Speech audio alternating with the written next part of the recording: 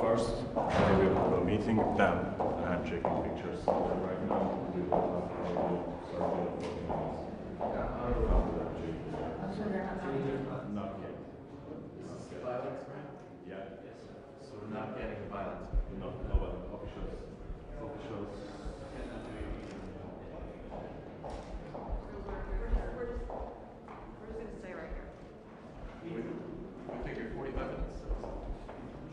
Before. 45 minutes? Yeah, that's what You said something like that, but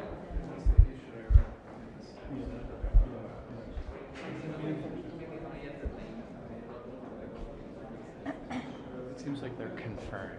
Yeah, just in case they take us back in the room, so let's just hold on a second. It seems like we're missing every event. Yeah. Either getting late or not getting there at all. he said nobody got the spray but officials for the bilateral. He said only officials Well, got the spray. officials also got the arrival, and officials. I don't.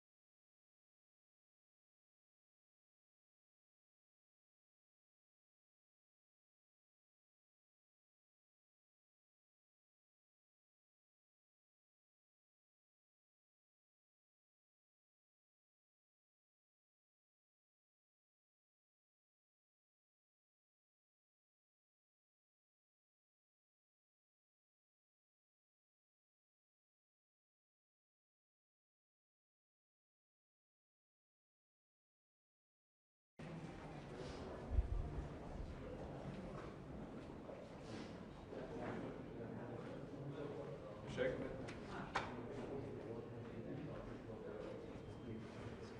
Great. Vice President Vance, hope you win the election. We're going to do a press conference later. You can say yes. All right, we're gonna go quick. Everybody grab yourself.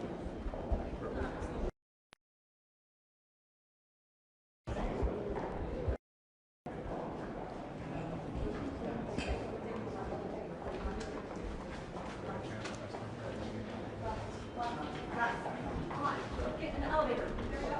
Go. Come on. One more. No, that's all. Sorry. Is anybody of us in there? No, just don't push the button, please. No, they close it probably. No, okay. Perfect. I got me.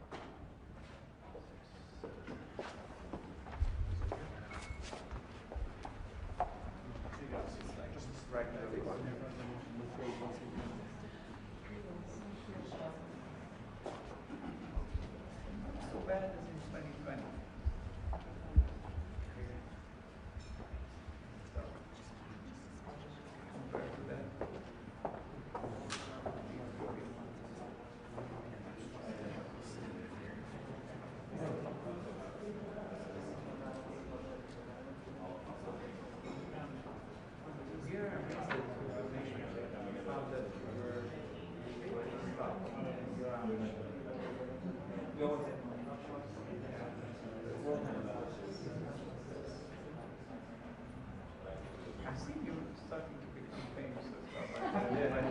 I'm saying it's Latin, but No, no, that. I mean, not everyone can propose Queen.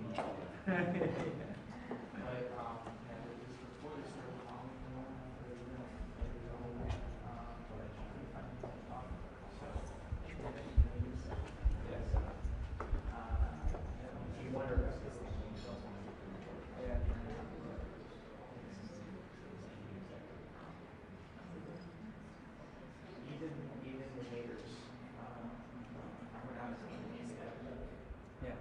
And the article on Andy was really nice too. Yeah, that's good. Your article wasn't so bad. No, it was good.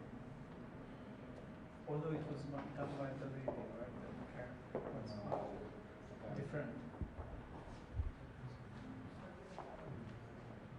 Every time someone writes one of these things, what they're the same.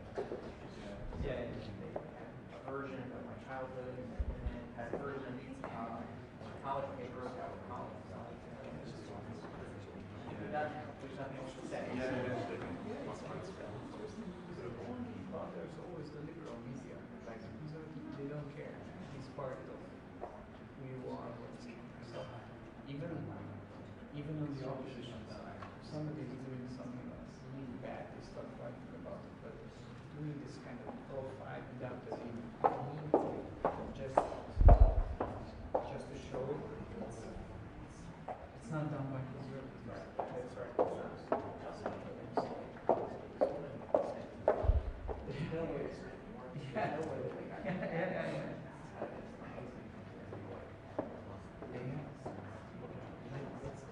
Shows that they have unlimited amount of resources to dedicate somebody. It's almost like it's not the whole time. It's funding. Yeah. We're gonna step out.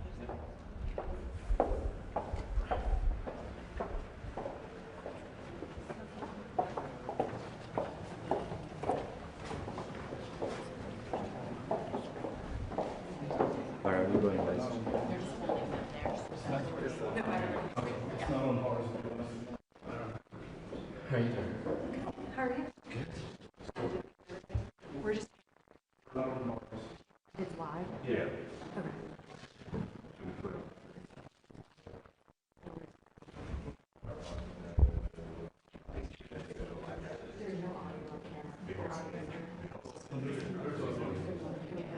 We can just take him there for 2 seconds. We'll put more stuff.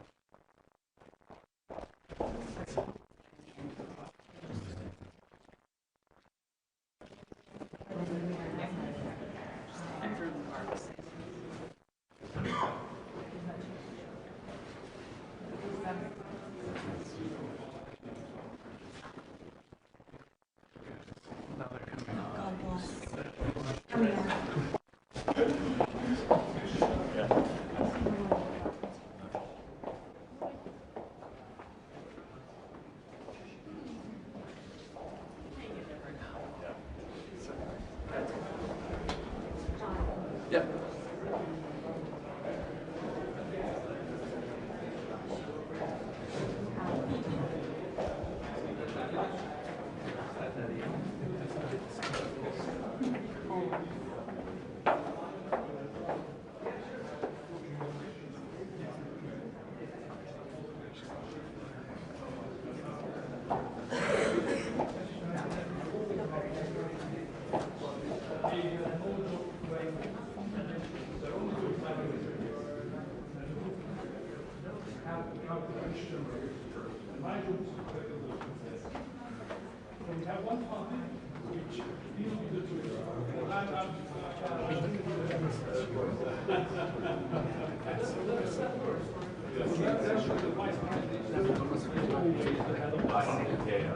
So this is the construction.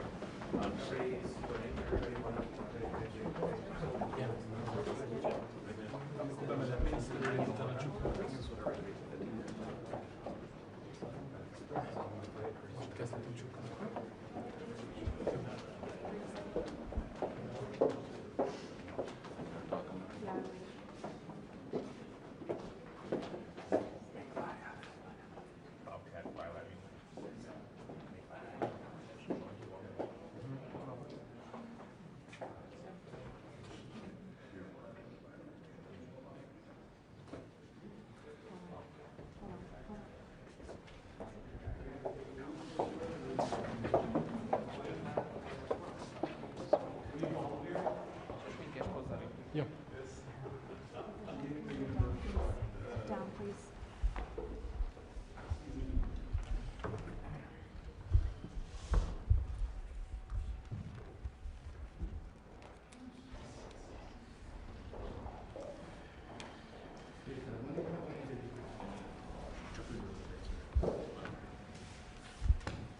Okay, welcome to all of you. Your Excellency, thank you very much for being so kind to visit us, especially in the high moment of the world politics, when it's difficult to understand what's going on many points of the world. It's a good occasion to exchange our views and understanding of what's going on the global political scene, and how is the fight which is going for the soul of the West we have in Europe, and what about it in America. And of course, because the special relationship between the Americans and the Hungarians, now we have the American-Hungarian Friendship Day. And thank you very much that you are so kind to upgrading that day by your presence. So thank you very much. On behalf of the Hungarian people, I just welcome you wholeheartedly. Great. Well, thank you. It's lovely to be here in Budapest, a beautiful city filled with amazing people. Like you said, the relationship and friendship between Hungary and the United States is very important to us, in part because we love the Hungarian people and this amazing nation and culture, but in part because the President loves you, and so do I, because you're such an important part of what has made Europe strong and prosperous. You're one of the true statesmen, I would say one of the only true statesmen in Europe, one of the few people who can talk to people from all over the world, can play the role of peacemaker, can play the role of economic statesman.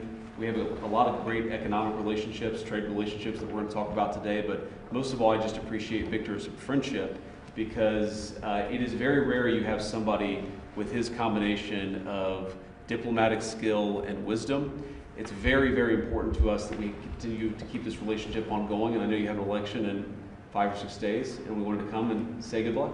Thank you. That's what exactly we need. That's right. And I know we're going to talk to the media afterwards, I believe. So for now, thank you all. It's good to see you, and we'll take some questions later. Thank you guys. Thank you.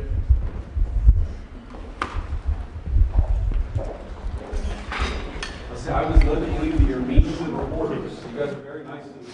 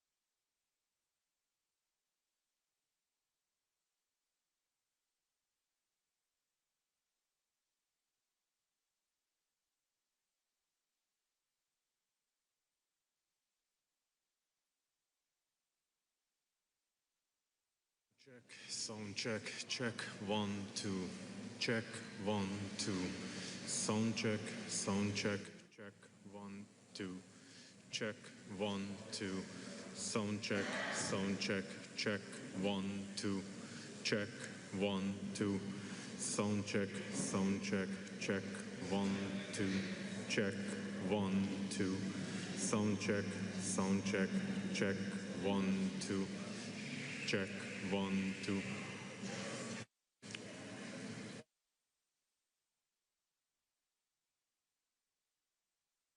Sound check, check, 1, 2, check, 1, 2, check, 1, 2. Sound check, check, 1, 2, check, 1, 2. Sound check, check, 1, 2, check, 1, 2. Sound check, check, 1, 2, check, 1, 2. Sound check, check, 1, 2, check, 1, 2. Sound check, check, 1, 2.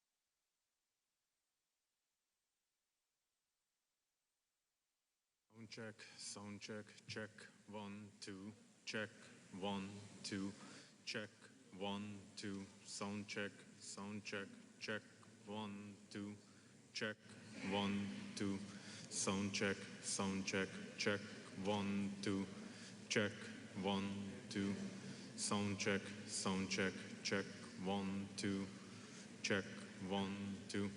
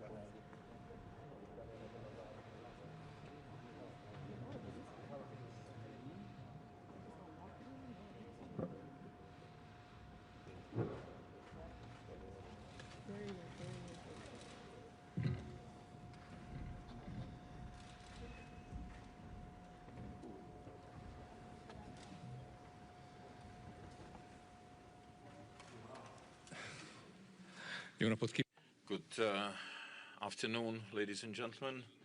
Good afternoon, ladies and gentlemen. I'd like to respectfully welcome you all, and I'd like to especially welcome His Excellency JD Vance, Vice President of the 50th Vice President of the United States of America, at this press conference on the occasion of his visit to Hungary. I'd like to welcome Prime Minister Viktor Orban, Hungarian and American delegation members. I'd like to ask Prime Minister Viktor Orban to deliver his statements. Good afternoon, ladies and gentlemen. If you'll allow me, I'm going to speak in my mother tongue, Hungarian.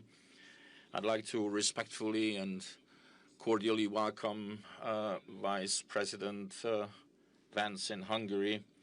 The last time a Vice President from the US visited Hungary was 35 years ago, and we haven't had such a high ranked American dignitary in Hungary for 20 years. And 20 years, that's quite a long period of time.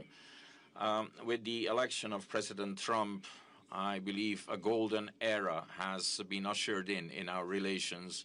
We have enumerated the year of records was 2025 in terms of economic cooperation. 26 also is increasing impetus. We have increased our turnover with 50%. And we had 30 American companies announce FDI to the tune of 100 billion Hungarian forints. We've also strengthened our cooperation, expanded it with space technology and defense. We owe gratitude to President Trump and Vice President Vance for standing by Hungary during the past years. The United States of America is the strongest country in the world, and I am happy to say that they are our allies today. The peace and the security of Hungary, therefore, is guaranteed. Ladies and gentlemen, we also discussed the fact that Europe is heading towards one of the worst energy crises of all times. We are seeing drastic price hikes, and if we do not take measures on time, we are going to see a shortage of energy, oil, and gas. And in this situation, it is especially important that we have the energy cooperation between the US and Hungary, without which we would not be able to guarantee the energy needs of Hungary, and we could not cap our utility prices. We have talked about the United States' efforts to achieve peace.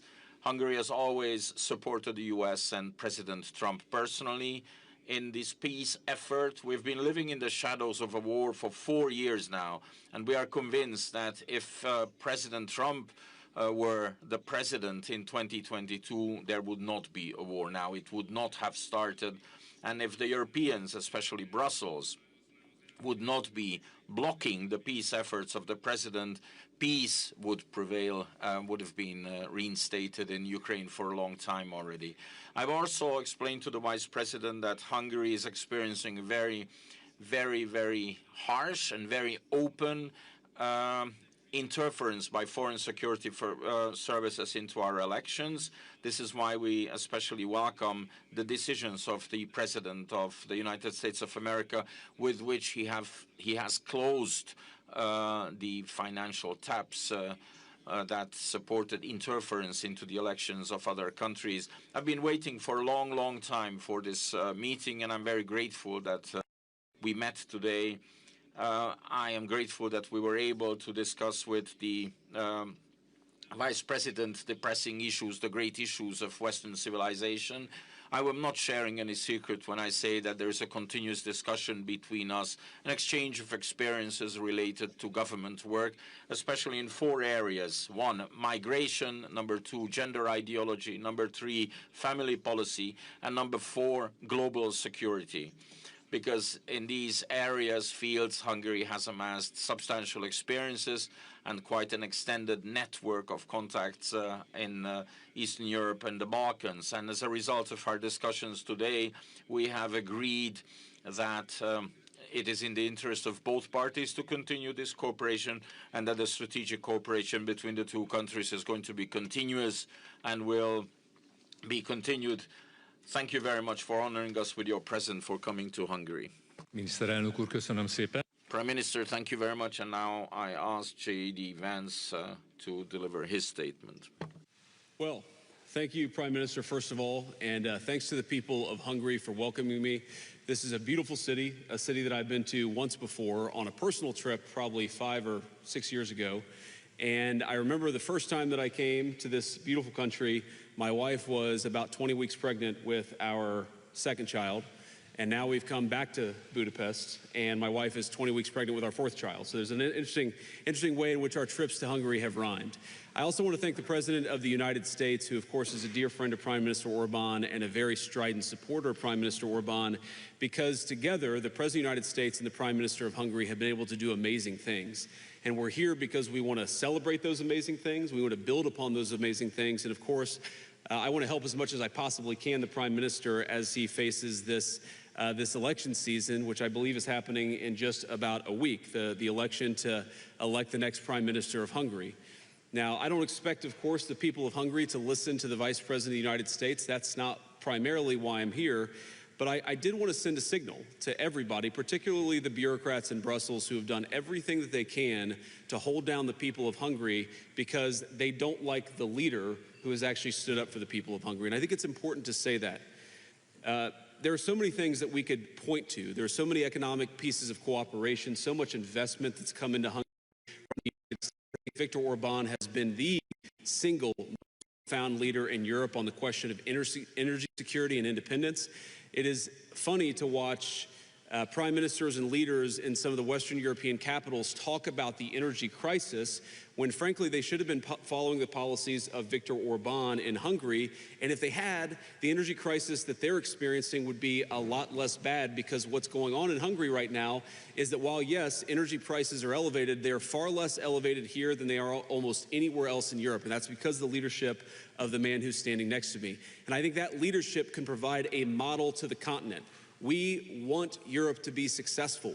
We want European families to be able to afford to heat their homes and to build great things. We want Europe to be energy independent and even energy dominant, but it's not going to be energy secure if it continues to follow the failed policies of the past. And so I think Viktor has been a great example in charting a course that could lead to a better, more prosperous, and more energy secure Europe.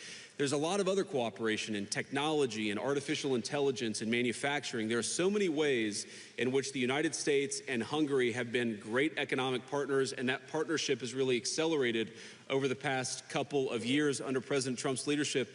But ladies and gentlemen, I'm not here primarily, Viktor, because of the economic cooperation between our countries. I'm here because of the moral cooperation between our two countries. Because what the United States and Hungary together represent under Viktor's leadership and under President Trump's leadership is the defense of Western civilization. The defense of the idea that children should be able to go to school and get educated and not indoctrinated. The defense of the idea that European and American families should be able to transport themselves and be able to afford to heat and cool their homes. The defense of the idea that we are founded on a certain Christian civilization and Christian values that animate everything from freedom of speech to rule of law to respect for minority rights and protection of the vulnerable. There is so much that unites the United States and Hungary, and unfortunately, there have been too few people who have been willing to stand up for the values of Western civilization. Viktor Orban is the rare exception that has unfortunately proved the rule. That's one of the reasons why I'm here. I'm here because Viktor is a statesman, and we have seen so much talk in European capitals about the need to end the war in Russia and Ukraine, and we certainly agree with it. The war would have never started if President Trump had been president 4 years ago, but now that it has started, probably the two leaders who have done the most to actually end that destructive conflict have been Donald J. Trump and Viktor Orban in Hungary. And they've done it through diplomacy, through talking to people, through trying to understand what the Ukrainians and the Russians need to end the war. We're going to continue to participate in that process, but I think that it is a testament to the people of Hungary that you're a country of 10 million people. But I'm telling you, I've sat in all the rooms and I've been on all the phone calls. Your leadership has been a far, far more important and constructive partner for peace than almost anyone anywhere else in the world. And that is a great testament, I think, to the wisdom and the courage of the people of Hungary. And then finally, I just want to say something, one final observation about this election. What has happened in this country, what has happened in the midst of this election campaign is one of the worst examples of foreign election interference that I've ever seen or ever even read about. The bureaucrats in Brussels have tried to destroy the economy of Hungary. They have tried to make Hungary less energy independent. They have tried to drive up costs for Hungarian consumers, and they've done it all because they hate this guy. I think that what the people of Hungary, I would encourage them to not who's pro or anti-Europe, not who's pro or anti the United States of America, but who is pro you, who is pro the people of Hungary. In my experience, I've seen a guy who has ferociously advocated for the interests of Hungary. I'm here to help him in this campaign cycle, and yet when I sat down with Viktor, we didn't talk about politics. We talked about Here are 5 things that we need, that the Hungarian people need from the United States in order to further our partnership and in order to achieve prosperity. That's the kind of leadership that is needed. And on everything from digital censorship, why are bureaucrats in Brussels telling social media companies what information they're giving to Hungarian voters? I think the voters of Hungary are adults. They are sovereign in their own country, and they should be able to look at whatever information they would like to about the election without somebody in a faraway capital treating them like children. Sovereignty, democracy are fundamentally about the people choosing. And part of the reason why we're here, and part of the reason why the President of the United States sent me here, is because that we think the amount of interference that's come from the bureaucracy in Brussels has been truly disgraceful. I won't tell the people of Hungary how to vote. I would encourage the bureaucrats in Brussels to do the exact same thing. So, Viktor, thank you, and it's good to see you. Thank you very much. We'll take a couple of questions. Do you want to? Thank you, Mr. Vice President. We have time for a couple of questions. The first two goes to the Hungarian side, and then the floor is yours, Mr. Vice President. Az első kérdést a... So the first question goes to Hungarian television. Csaba.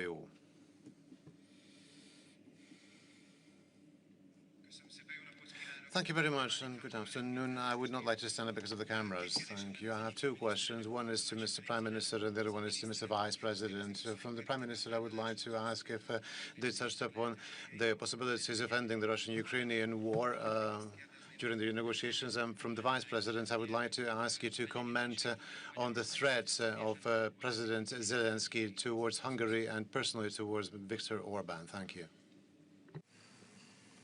Okay. Beszéltünk az orosz. We did touch upon the Russian-Ukrainian war. which is a painful subject. We're talking about a war waged between two Christian countries. Moreover, in the territory of Europe. So these two sentences actually set out how serious this war is. And I have always really looked up on the President of the United States. I'm talking about the current president, obviously, that from the first moment onward, he regarded these two dimensions as most important. In Europe, two Orthodox Christian countries are waging a war where tens and hundreds of thousands of people die and become injured for life. This is so terrible that you have to stop it at all costs. And since the United States, prior to President Trump, was in favor of this war, for us, the current position of the United States is indeed very valuable because it is fundamentally pro-peace. So if a Hungarian and a U.S. politician meet, they cannot avoid talking about the Russian-Ukrainian war. Moreover, this war is being waged in the neighborhood of Hungary. Hungarians also die in this war, since in the current territory of Ukraine, multiple Hungarians live who are drafted, occasionally with brutal coercive measures. They are taken to the front where they die. So you cannot avoid talking about the Russian-Ukrainian war during, especially so because previously the President of the United States had initiated a peace summit between the U.S. and Russia, and he recommended as a venue for these talks Budapest, the capital of Hungary, which is the perhaps only possible venue in Europe. And Hungary agreed to that. In fact, I must say that up to the level of the technical preparation of this meeting, we negotiated on those with both the President of the United States and the President of Russia. And Hungary remains ready, so that if the U.S. and Russia believe that a peace summit is required between the two of them, then Budapest will be happy to provide itself as a venue for that meeting. And we are available. And that's all I can say to you. Thank you for your willingness to host. And just to answer your question, so I'm not aware of President Zelensky threatening Viktor Orban. I know that there have been a lot of people who have threatened Viktor and have frankly not just threatened the people of Hungary, but have actually tried to exact costs on the people of Hungary because their leadership has been one of the few that's been wise and smart about the conflict between Russia and Ukraine. Now look, you don't have to defend the morality of the war. I think Viktor has. I certainly have. The President of the United States has condemned the invasion. We don't like the war. We want it to stop. That's not the question. The question is, how do you make it stop? And the answer is not by politicians who stand at microphones and beat their chests and act tough when somebody else's children are going off to fight in a conflict. You do it through sustained diplomacy. And so I'd ask the people of Hungary, and not just Hungary, but across Europe, what is the alternative to peace? Is it to continue feeding young men into this terrible, terrible war, to continue this completely ridiculous cycle of violence, or is it to get serious about diplomacy? Is it to continue to have skyrocketing energy prices to the point where European economies are on the verge of collapse, or is it to sit down and get serious about a peaceful revolution? The reason the President is dedicated about this is not because it affects us as people in Europe. We're much more insulated. What's going on in Russia and Ukraine than most countries anywhere else in the world.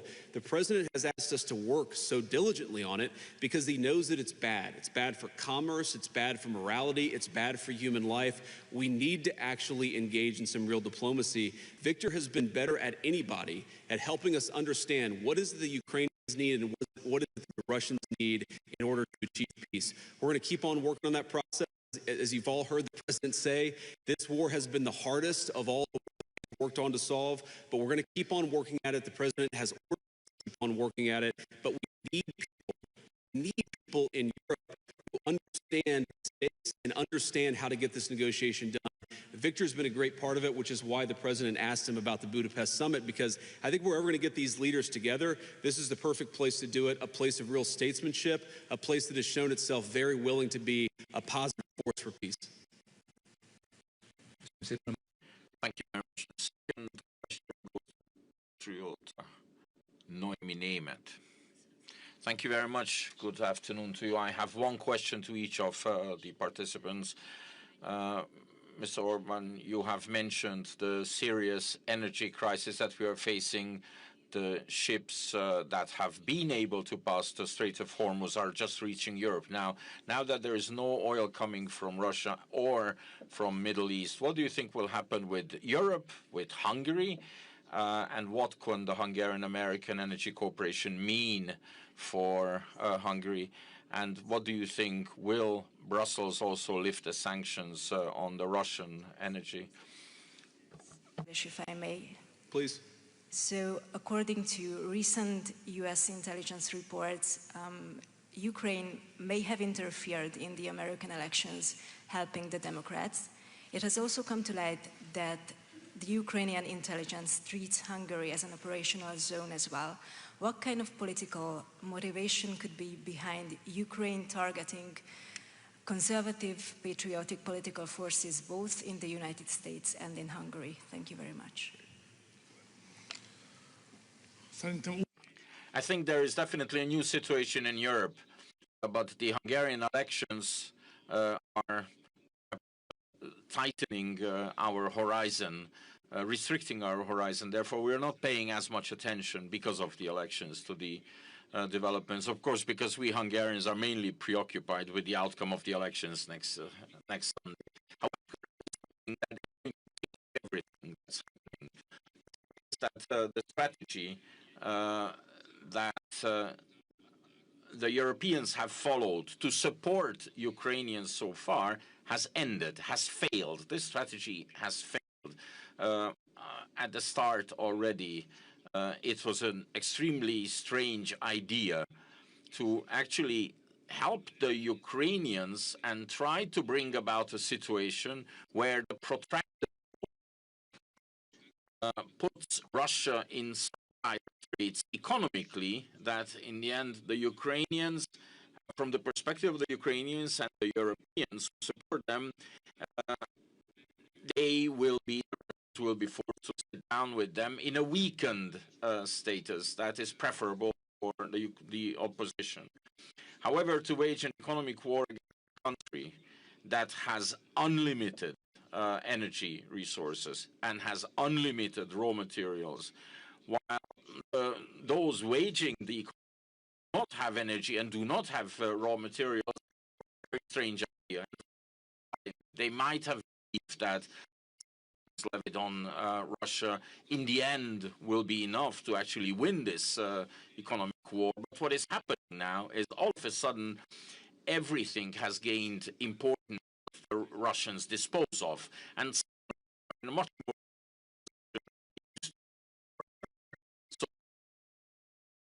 support of the Ukrainian strategy basically failed, but now we're concentrating was paid to this. But we will be faced with an absolutely new situation after the Hungarian elections.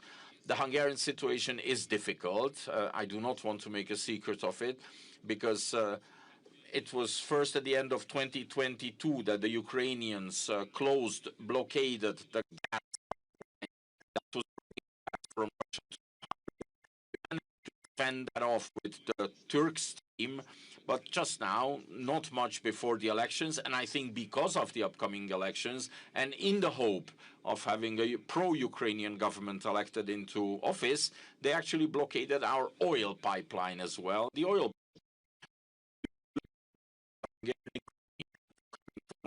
main supply route coming from Russia. Consequently, Hungary has had to tap into her reserves. There's two things we are doing. On the one hand, they have closed us off from oil. We have to supply the Hungarian economy, Hungarian consumers with fuel and with energy, and we have to force the reopen the pipeline. And we have a plan to do that. We are actually executing that step by step. And at the end of this, I am convinced, after the national forces win the election here in Hungary, that there will be no option left for the Ukrainians than to lift this blockade, to reopen the pipeline, and Hungary can just go back to normal operation. These are my, well, I wouldn't say hope, these are my plans. This is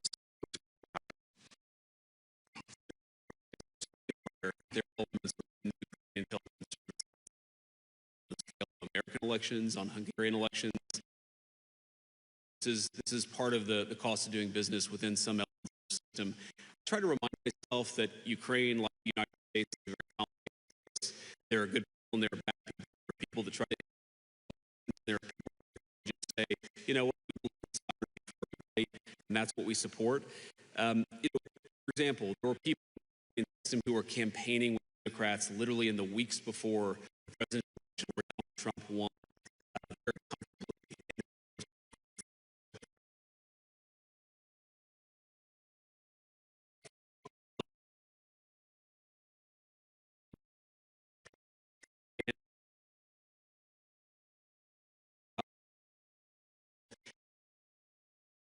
Of Ukraine, the best interest of Europe and Hungary, the best interest of the United States for this war to come to as rapid of a close as possible. You know, this is the seeds of this war, the seeds of this conflict were actually planted well before the fire started. They were planted when European leaders were so deep into a particular energy economy, they cut themselves off from oil and natural gas. That was a huge mistake then, and it's obvious that it's a huge mistake now. And it's funny when I hear people accuse, you know, my president of being pro-Russian. My president has done more to help Europe out with energy and liquid natural gas than anybody in the world, which weakens Russia. Because we would love our allies and our smart energy policies so their consumers can pay less money, but also when, God forbid, there's a conflict, they can rely on us rather than another country for the energy that they need. So it's so funny to me that very often people who accuse this black leader of being pro-Russia, the very people who created an energy-weak economy in Europe to begin with, and that has done more than anything to make Ukraine weak and Russia strong. We just want the killing to stop. We want to get back to commerce. We recognize there's a lot of difficult issues. The way to solve those issues is to talk to one another and engage in hard work diplomacy. It's your call, please. Sure. So I'm going to call on a couple members of my pool because they traveled all night and are here with us. So let's start with Natalie at the Washington Post. President, the clock is ticking to tonight when the deadline looms for avoiding bombing infrastructure in Iran to the Stone Ages, as the president has said. Do you have any new information to believe that a deal can be reached by then? And secondly, there's been some rhetoric from this administration, your administration, about war, God supporting the United States in this war, the strikes against Iran. Do you agree with that? And what do you make of the idea that God is on the side of the U.S. in these strikes? Well, so you asked if there's new information, and I don't, unless I have a text message from Steve. Well, I do have a text message from Steve Witkoff. Wouldn't you like to know the subject of this message? But no, I need to read it first before I talk about it. But here's what time is it in the United States right now? Okay, that makes sense. All right. Okay, so so Natalie, on this question of the deal, I really think there are two pathways. The president's been very clear about this. There are two pathways that this thing is ultimately going to end. First of all, the United States has largely accomplished its military objectives. There are still some things that we'd like to do, for example, on Iranian ability to manufacture weapons that we'd like to do a little bit more work on militarily. But fundamentally, the military objectives of the United States have been completed. So that means, as the president has said, very shortly this war is going to conclude. And I think the nature of the conclusion is ultimately up to the Iranians. I think there really are two pathways, and I'm oversimplifying this a little bit. But I think pathway one is where the Iranians decide they're going to be a normal country. They're not going to fund terrorism anymore. They're going to be part of the world system of commerce and exchange. And that's going to mean much better things for them economically. It's going to mean better things for the peace and safety of the world. It's going to mean a lot of good things for a lot of people all over the planet.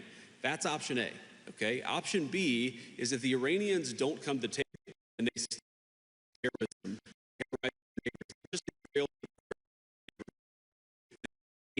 the economic situation in Iran is going to continue to be very, very bad, and frankly, it will probably get worse. And so what the president has asked his entire team to do, particularly Steve Witkoff and Jared Kushner, what are the contours of a potential deal? What are they willing to do? Because militarily, it doesn't matter one way or the other to us. It's fundamentally a question of what does this look like afterwards, and that has been what the negotiations have been focused on. And the president's also been very clear that while the Iranians are trying to exact as much the United States has the ability to extract much greater economic costs on Iran than Iran has an ability to extract costs on us or on our friends in the world. So I hope that they're smart. The president has set a deadline for about 12 hours from now in the United States. We're going to find out, but there's going to be a lot of negotiation between now and then, and I'm hopeful that it gets to a good resolution. You know, the second question you asked about, you know, is God on our side, is God on, you know, whose side? I think my attitude towards military conflict has always been to pray that we're on God's side. And my own view is that we're doing this for the right reasons. We don't want a regime that is committed acts of terrorism to have it the world's most dangerous weapon, because that would mean a lot of innocent people dead. I certainly hope that God agrees with the decision that Iran shouldn't have a nuclear weapon, but I'll keep praying about it. And if he gives me a good answer, you'll be Next question. Let's see. I think we have Reuters and AP. Let's do Reuters. Okay, good. I checked my earpiece to see if somebody in my staff would tell me who I should call on, but nobody answered. This is just Hungarian, so go ahead. Thank you, Mr. Vice President. This is Hümayra Pamuk from Reuters. I have a couple of questions. I do think you have to read that text because we have reporting that the United States is striking some targets in Karg Island. You did say that the military objectives of this war have been achieved. So could you help us understand why the president is still threatening to attack every bridge and every power plant in Iran? You also said that up soon. Did not give it a timeline. We had said 4 to 6 weeks, and we're now in week 6. Do you have a specific timeline? Excuse me, these are spontaneous questions. That's a lot of questions. Okay, I'll stop. I mean, the Hungary question is, if Prime Minister Orban loses, do you commit, does the United States commit to working with the new leader? Will you have a golden age relationship with the new leader? Thank you so much. Well, of course, we're going to work with whoever wins the Hungarian election because we love the people of Hungary and it's an important relationship. But Viktor Orban is going to win the next election in Hungary, so I feel very confident about that and about our continued positive relationship. Victor, is that right? That's the plan. Okay, all right. So you asked about Karg Island. My understanding, having talked to Pete and General Kane about this, is that we were going to strike some military targets on Karg Island. I believe we have done so. The president's deadline has been followed by us and everybody else, and he said very clearly, we're not going to strike targets until the Iranians either make a proposal that we can get behind or don't make a proposal, but he's given them until Tuesday at 8 o'clock. So I don't think the news on Karg Island represents a change in strategy or represents any change from the President of the United States. He continues to say the deadline is 8 o'clock, and the deadline is for what? Fundamentally, what Iran is trying to do, because they've been defeated militarily, is they're trying to extract as much economic pain on the world as possible. And the President of the United States is a man who recognizes leverage, that if the Iranians want to exact a certain amount of pain, the United States has the ability to exact much greater pain. The President doesn't want to do that. I don't want to do that. I want to negotiate so aggressively, but is in the Iranian support. I think the President has talked about this. One thing I will say is that the Iranians were not the fastest before the war started. Certain negotiators now. So we recognize there's some delay sometimes in transmitting messages from one person to another, but we feel confident that we can get a response, whether it's positive or negative. We're going to get a response from the Iranians by 8 o'clock tonight. I hope they make the right is we want a world where oil and gas is flowing freely, where people can afford to heat their homes and cool their homes, where people can afford to transport themselves to work. That's not going to happen if the Iranians are engaged in acts of economic terrorism. So they've got to know we've got tools in our toolkit that we so far haven't decided to use. The President of the United States can decide to use them, and he will decide to use them if the Iranians don't change their course of conduct. I think that's it. Mr. Vice President, Miniszterelnök úr, köszönöm szépen. Thank you very much, Mr. Prime Minister, Mr. Vice President. That concludes our press conference. Thank you very much for being with us, and goodbye.